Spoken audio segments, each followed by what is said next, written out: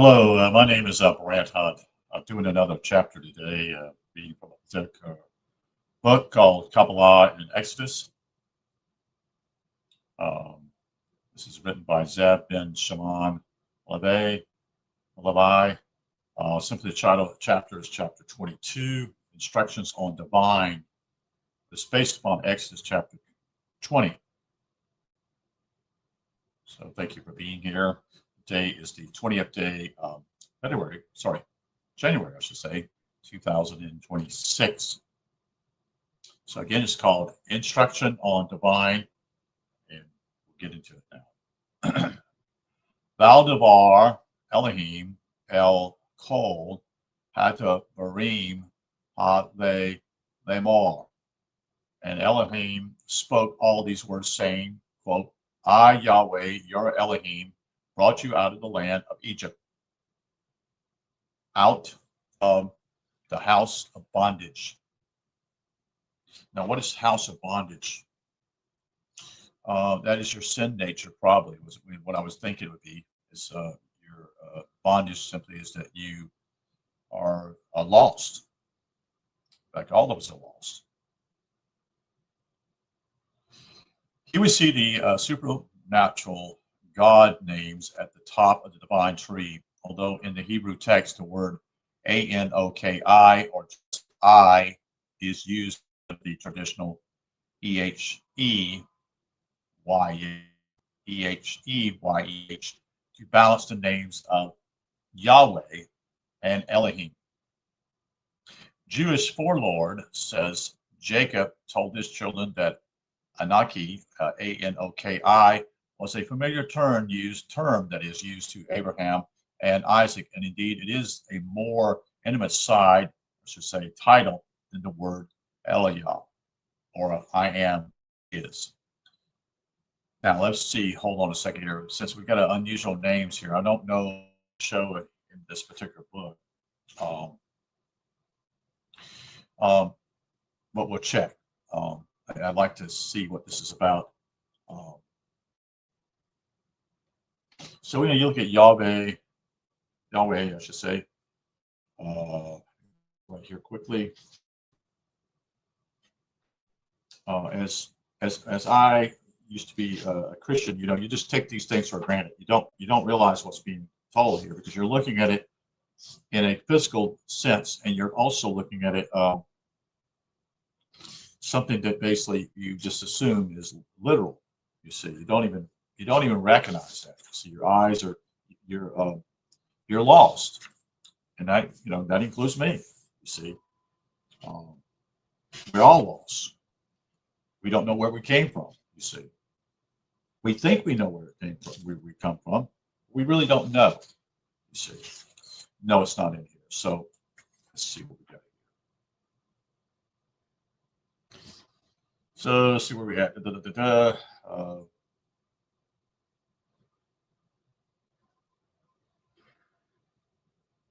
So this name that brought existence into manifestation was used to Moses at the burning bush, but not at Mount Sinai because the children of Israel could not bear the fullness or the full majesty of the divine. They're not prepared. They're not aware.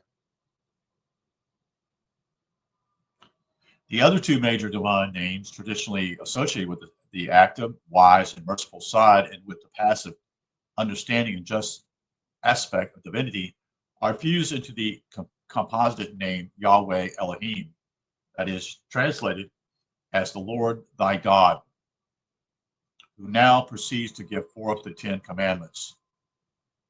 These follow the sequence of 10 sephirah of the holy tree.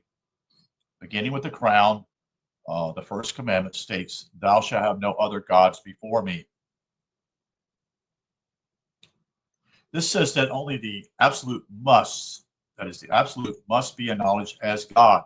Significance of this utterance to the ancient world, which had innumerable deities, was enormous. There's the pagans. Now we have to understand that pagans were using many names as the Egyptians did also. All right. So they were both were illustrating the attributes of God. And the pagans did that also. They would have different gods, and people make fun of that. No, there's just one God. But you have to understand these are characteristics. These are the personality of God. These are the attributes of God. You see, it's not you know a literal thing. This is it's a way of showing you that there's far more. There's depth here with God. Um, the significance of this otherness of the to the which has okay, so it's not only give a base to a nation about to be created for the sole purpose of propagating the idea of a single God, but introduce a totally new dimension to the mass of mankind that would affect to in due time much of the human race. On the individual level, this is the realization that nothing, not even the self, can come before I am. Quote, thou shalt not make unto thee any graven image or any likeness of anything that is in heaven above, or that is in the earth beneath, or that is in the water under the earth. Thou shalt not bow down thyself to them, nor serve them. This commandment is a warning against being caught by the appearance of things. It means that divinity is not held in an image, nor is it to be mistaken for existence itself, because the absolute is above, below, before, and beyond existence. So it doesn't fall, if I understand it, it doesn't fall into what I call man's laws. It's much higher. So even the image of God is only a reflection. In fact, I think it says that if someone would see God himself, basically they would die. I think that's correct. Don't hold me to that. I'm just thinking back when I was younger. God is God, and there is no thing. See, God is nothing. God is no thing. You see, it likened to God. In other words, nothing compares with God. Period. There's no comparison. It's lights out, so to speak.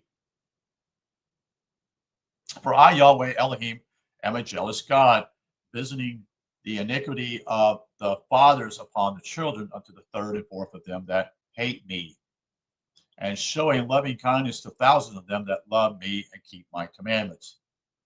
So when he's talking here about the iniquity of the father ones, so fathers. So the problem is here, it also shows simply is that if I'm thinking here, could be wrong, the iniquity of the fathers upon the children into the third. What happens simply is the past sins, if I'm correct here, don't hold me to this, it actually affects the children later on. Okay. The third and fourth of them, which I assume I'm what I would call the generations, but I'm not going to go too much further than that because I could be wrong. This passage speaks of the severity and mercy extended towards those who ignore or acknowledge divine sovereignty. The word generation, in quote, does not actually occur in the Hebrew text, but is inserted by translators to make some sense of an apparently incomplete sentence. So, okay, may not be right here. This suggests that a higher law is being referred to, for the punishment of children would seem unjust and inconsistent. Yes, the notion of reincarnation or Gilgulum is the most likely explanation. According to this law of transmigration, a person takes his rewards and punishments, or karma, into the next three lives, but the mercy of God will extend over thousands. The concept of transmigration is not accepted by all Jews, but it has been part of Kabbalistic teaching for many centuries. So the karma here is, I think this is a thing that I never realized, so this is something new. Read this again. According to this law of transmigration, a person takes his rewards and punishments or karma into the next three lives, but the mercy of God will extend over thousands. Okay, so that gives you an idea how many times you've been here. Okay, all right. People think you're so if you have three lives, the next three lives. Okay, so that's a thinking but God's mercy extends over thousands. So the positive and the negative here revolves. Okay. Anything you move in that direction in a positive way is going to have a positive when you come back, reincarnate. And everybody comes back here. Okay. That means everybody who comes back here, except those who have murdered others. Okay. They are dealt with in a different way. You do not take someone else's life. That's a big deal with God, because what I've had to talk with Phil Langdon is, it means simply this: you're not allowed to reincarnate, and that means you're not allowed to progress until you actually you realize what you did. You realize immensely what you did to someone else. You robbed them of their opportunity to learn more as they come here each time. You see, thou shalt not take the name of Yahweh Elohim, the Lord thy God, in vain, for the Lord will not hold him guiltless that taketh his name in vain. Here we have the last of the three commandments concerned with divinity itself. In this instruction, the names may not be used for any purpose other than addressing oneself to God. To speak or call upon the divine without realizing whose name is being used devalues the intimate connection now established between God and man. Such an event is very serious, and therefore the Lord is in mercy gives a warning in divine severity to offset taking the holy name Lashav in falsehood or vanity. The rabbis translate. When placed together, these three commandments concerning divinity constitute man's correct relationship to God. According to rabbinical tradition, when God spoke of divinity, all the tremblings of the seven earths below and the seven heavens above cease, and all the angelical hosts become still, even as all nature fell silent and did not move. Because of this, even the dead and the unborn, we are told, realized that a great event was occurring, as did all the nations of the world who heard the distant resonance of the divine Decalogue in the language of their own tongues.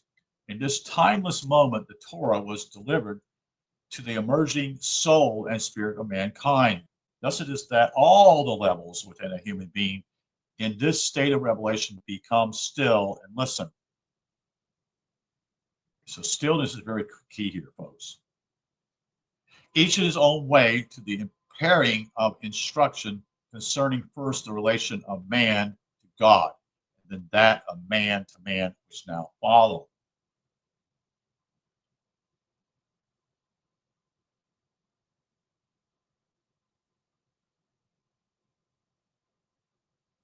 So I think this is it, but I want to look at something. In this timeless moment, the Torah was delivered to the emerging soul, the spirit of mankind.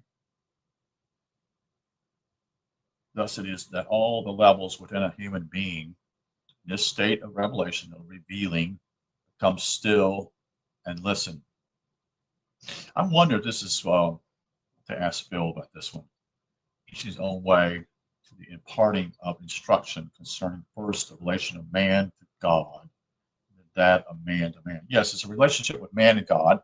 In the lower part, we call it 10 Commandments are to deal with man to man. So I have to ask Phil a question on that. Phil Langdon, that is, who I've talked to occasionally here and there. We've done many videos in the past, last, I guess, 2 or 3 years.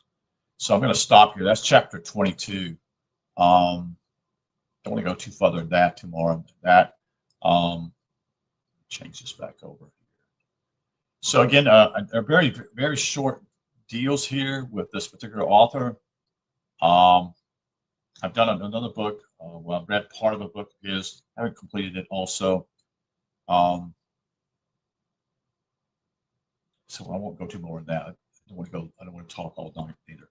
So thank you for being here. Again, channel Simply Discerning What Is True. The day is the 20th day of January 2026. All right. I wish you a good evening, and you take care. and we'll talk to you soon. Bye bye.